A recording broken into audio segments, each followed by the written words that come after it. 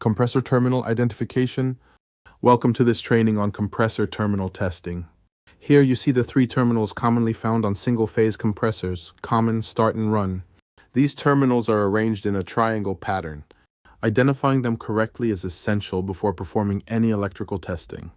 Understanding resistance readings. When testing with a multimeter, the resistance between the terminals tells you a lot.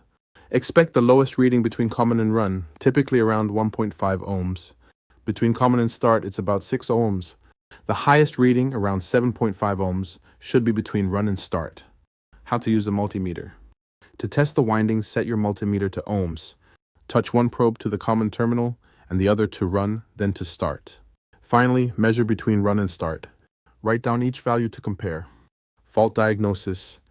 If you get no reading between any terminals, you might have an open winding. A very low or zero reading may indicate a short. Use these tests to assess compressor health before running diagnostics. Understanding this testing process is vital to diagnosing and servicing HVACR systems efficiently.